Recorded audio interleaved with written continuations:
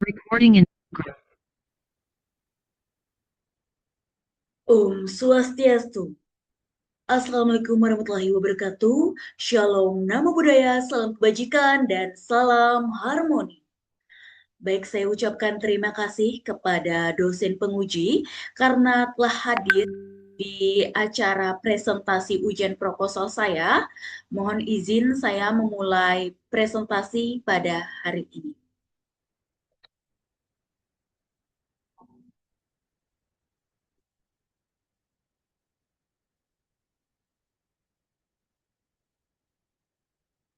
Baik, pada penelitian ini, dengan judul Pengaruh Pendekatan STEM terhadap Self-Management dan Hasil Belajar pada Mata Pelajaran IPAS kelas 5 SD Gugus 8 Kecamatan Buleleng yang disusun oleh saya sendiri yaitu Lorina Wijayanti dengan NIM 22110310077 dengan dosen pembimbing saya yaitu dosen pembimbing pertama yaitu Prof. Dr. Iwayan Kerti MPD serta pembimbing 2 yaitu Prof. Dr. Desa Putu Parmiti MS.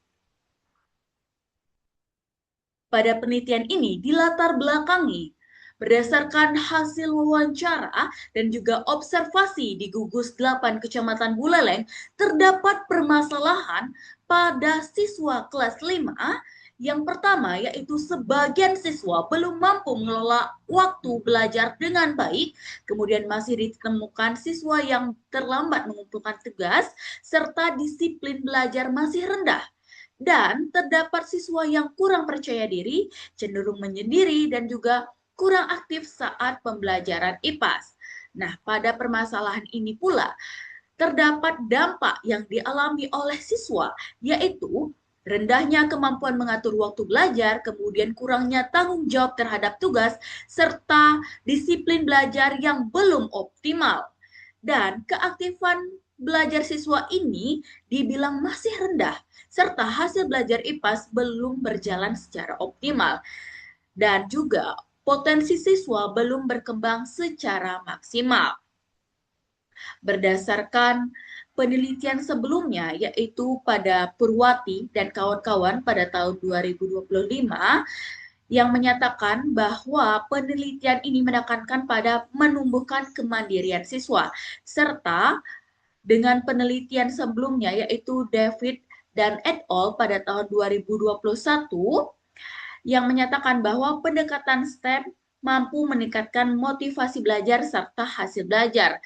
Dan terkait pada penelitian sebelumnya ini, terdapat solusi untuk mengatasi masalah yang terjadi pada Gugus 8 Kecamatan Buleleng, yaitu dengan solusi pengaruh pendekatan STEM terhadap self-management dan hasil belajar pada mata pelajaran IPAS kelas 5 SD Gugus Kecamatan Buleleng. Rumusan masalah pada penelitian ini yang pertama yaitu bagaimanakah pengaruh pendekatan STEM terhadap self-management siswa kelas 5 sekolah dasar, kemudian bagaimanakah pengaruh pendekatan STEM terhadap hasil belajar IPAS siswa kelas 5 sekolah dasar, kemudian bagaimanakah pengaruh pendekatan STEM secara simultan terhadap self-management dan hasil belajar IPAS siswa kelas 5 sekolah dasar. Kemudian adapun tujuan penelitian ini yaitu untuk menguji pengaruh pendekatan STEM terhadap self-management siswa sekolah dasar, kemudian untuk menguji pengaruh pendekatan STEM terhadap hasil belajar IPA siswa kelas 5 sekolah dasar, kemudian untuk menguji pengaruh pendekatan STEM secara simultan terhadap self-management dan hasil belajar IPA siswa sekolah 5 sekolah dasar. Baik, pada kesempatan ini, self-management merupakan sebuah proses merubah totalitas diri meliputi segi intelektual, emosional, spiritual, dan juga fisik agar apa yang diinginkan individu dapat tercapai sasarannya. Kemudian, sedangkan hasil belajar IPAS merupakan sebuah indikator dalam menilai keberhasilan proses pembelajaran yang dialami oleh siswa. Kemudian indikator hasil belajar dalam pembelajaran IPAS umumnya mencakup 3 aspek utama, yaitu pemahaman konsep, aplikasi konsep, dan juga kemampuan analisis.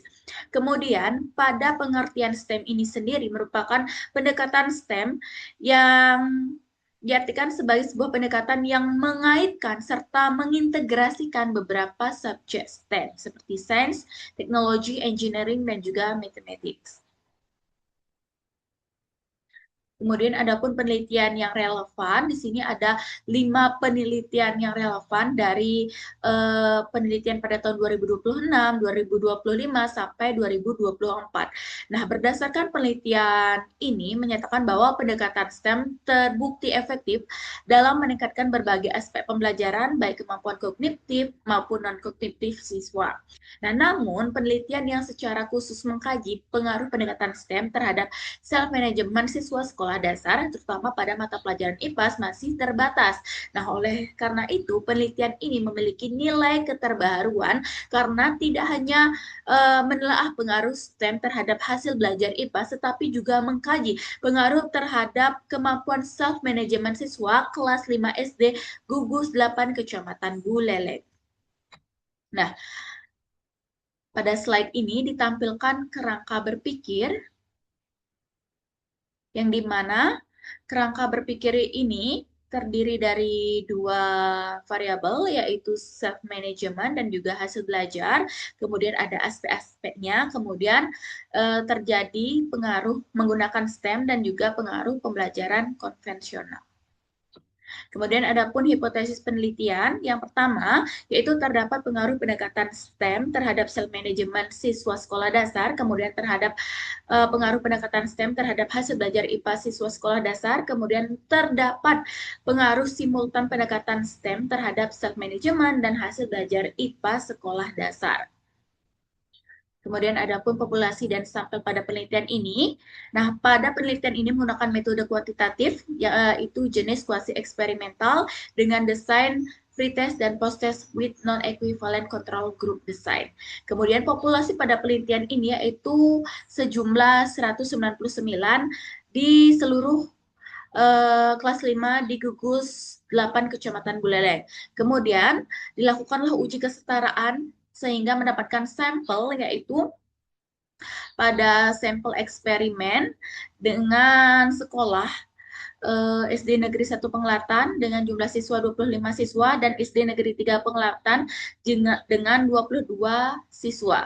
Kemudian pada kelas kontrol yaitu menggunakan dua sekolah yaitu SD Negeri 2 Penglatan dengan jumlah siswa 13 siswa dan SD Negeri 3 Penarukan dengan jumlah 28 siswa. Kemudian terdapat indikator instrumen manajemen diri diadaptasi dari teori G pada tahun 2000. Kemudian kisi-kisi instrumen self management yang akan diuji validitas. Selanjutnya ada kriteria penilaian dan skor penilaian. Kemudian ada kisi-kisi instrumen hasil belajar IPAS yang akan dilakukan uji validitas. Instrumen ini menggunakan instrumen tes berupa objektif dengan 30 soal.